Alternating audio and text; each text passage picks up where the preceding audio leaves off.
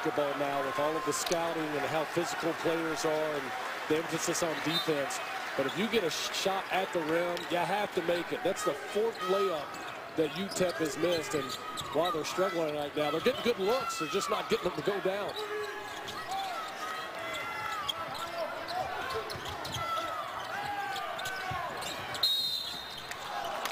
Harris gets fouled by Sapp in shooting. So Omega Harris is going to go to the line and shoot free throws. Cardinal sin.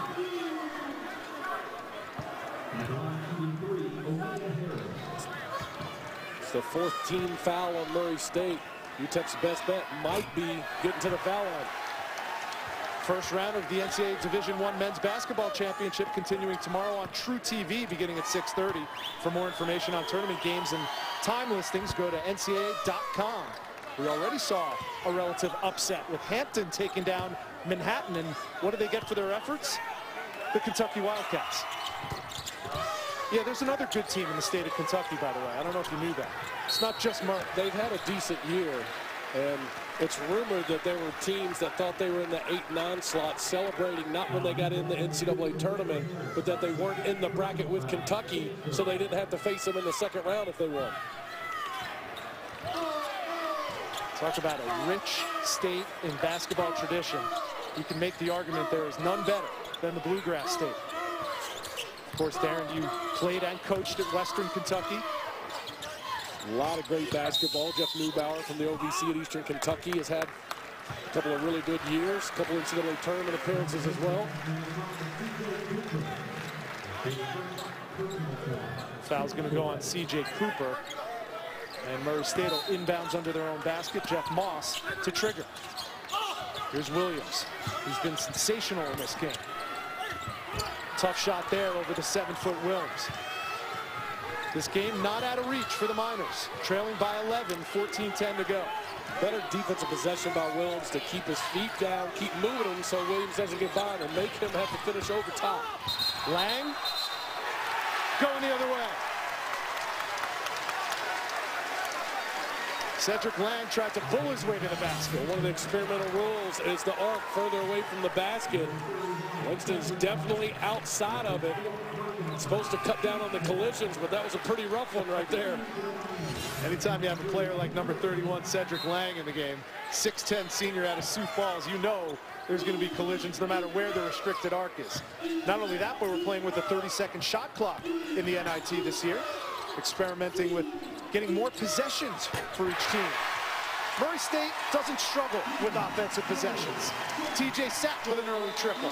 Sapp having a big second half, in large part, Rich, because he's taking shooting practice shots. He's been wide open on all of them. Back up to a 14-point advantage for the Racers.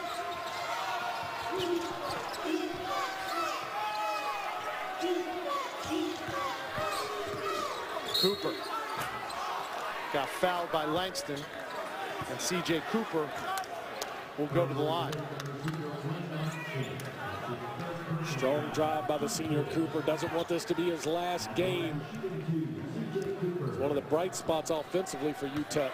Absolutely. And he has 14 tonight. I mentioned this earlier after his first bucket. But when C.J. Cooper scores 10 or more points, Tim Floyd's UTEP Miners are 30-4. In danger of ruining that stat tonight. Well, he's going to have to find somebody to give him a little help and score with him. And string together a couple stops. And I think they got to keep driving the basketball and going inside. They're only 2 from the bonus. That might be their best bet to get back in this. Not just for the points they would get, but it allows them to set their defense. And if Tim Floyd wants to start changing defenses, he can do it off the made free throws. Williams. And we're going to get the foul on Hooper Vint.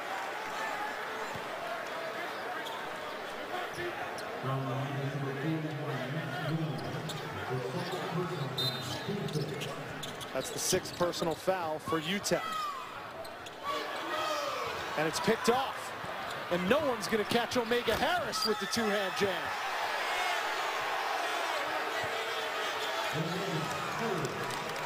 Omega Harris has 7, and the lead is down to 10 for Murray State. That was an allowable hang on the rim. He was going so fast. Oh, because you don't do the all-out pull-up.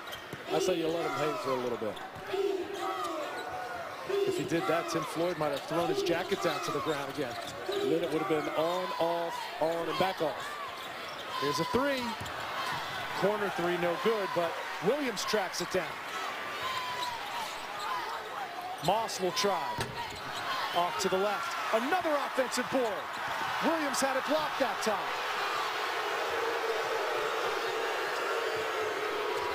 Here's Wills. And UTEP refuses to back down. Impressed with C.J. Cooper and the leadership he has shown for the UTEP Miners. Strong defense, and look how fast Harris is in transition. This was a play before. That young man is super quick in transition. Matt Williams, a left-hander. 63% from the free throw line, and he hits the first. He has 3. Williams, 7'1", could probably dunk from his tiptoes. Harris, 6'2", and he could get up and slap the backboard. Harris, outstanding speed and quickness, and UTEP now has got to back their 3-possession game. Murray State not able to extend the lead. Look for Campaign to get a shot. Quick one off the mark. And up ahead, it's Harris again. No. Good defensive transition by Sapp. Sapp, right hand, yes. 17 for TJ Sapp. 12 of them coming in the second half. 2 quick shots in transition. The first one by Payne, too quick from 3, not on balance, not good. Saps was attacking the basket, good shot in transition, and gets the bucket.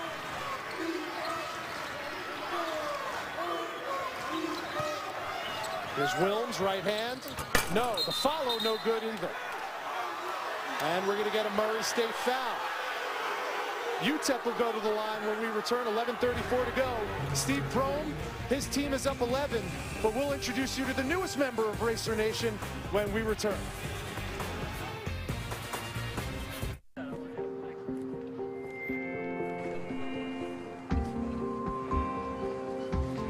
You, my friend, recognize when a trend has reached critical mass. Yes, when others focus on one thing, you see what's coming next. You see opportunity. That's what a Type E does. And so it begins. With E-Trade's Investing Insight Center, you can spot trends before they become trendy. E-Trade, opportunity is everywhere. Scott Van Pelt Has joined the conference. Fellas, sorry I'm a little bit late. Hope I didn't keep you guys. Hello? Anybody there? Hello? Am I the first or what? Hello? Anybody there? They always cancel these things and no one tells me. Scott Van Pelt. Has left the conference. Getting the new DQ $5 lunch with not 1 but 2 crispy chicken wraps? That's like... We've got 1 wrap plus fried drink and a sundae. Spin for more. Right. The new Chicken Wraps $5 lunch, only at your DQ. We live in a pick-and-choose world. They did have a 27-5 record, a perfect, unblemished mark in the OVC, and yet they end up a 3 seed in the NIT. Steve Prohm, obviously an outstanding recruiter because he's got a lot of good players, but a great salesman too, trying to get his team in the tournament. Nothing sells like babies and puppies on commercials. Him using his newborn son, Cass. Glad that baby and mama are doing well. Congratulations to Steve and wife Katie, who's home right now watching the game on TV.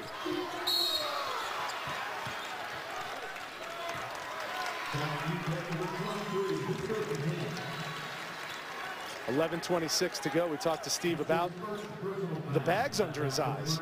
He said that's more because of tournament play than it is because of his baby being born last week. They actually scheduled the inducement in between the OVC championship and whatever tournament the Racers would be playing. And of course they were assured of postseason play because they were the regular season champions in the OVC, as we see Wayne Langston bank home a free throw inside the arena they call the bank. And the MVP always in that situation is the coach's wife. How about that? That's real toughness. That's the kind of toughness you want your team to show. Steve showing a lot of pride and joy, as all new fathers do. Only thing better than winning, children. And how about Langston? 4 straight free throws from a 42% free throw shooter. Gives Murray State a 12-point advantage, 11:15 to go.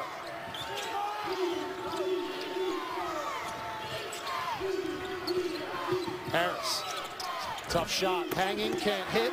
Williams, another rebound. And that's going to give Jarvis Williams a double-double tonight. Jarvis Williams may have grown his hair out a little bit because he doesn't want to bang his scalp on the rim. He literally had his head on the rim. And then watch this rebound. Up high, approaching the rim. That's how you go get one in traffic. Omega Harris fouled him on the way down. And Jarvis Williams, who had 16 in the first half, looking for his first point of the second half, and he's got it. Game high 17 for the senior out of Macon, Georgia. Well, you touched on earlier talking about Jarvis Williams. He really knows his role and who he is. I think that's one of the impressive things about this Murray State team and the job Steve Prohm and his staff have done. Everybody knows their role, plays within it, and they play well together. Very unselfish basketball team.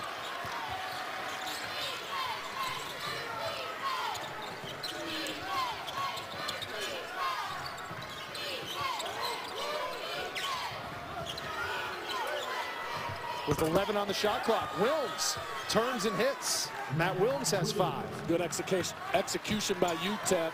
Obviously a concentrated effort the last several possessions to get the basketball inside, try to take advantage of their size, and maybe earn some trips to the line now that they're in the bonus.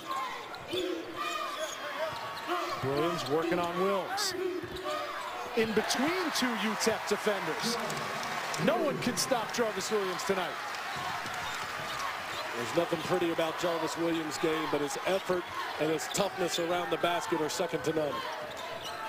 Still 10 minutes to go in this game. Jarvis Williams 8 points away from matching his career high.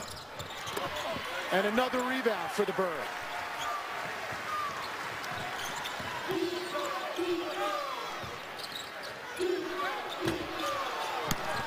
That long ball off the mark.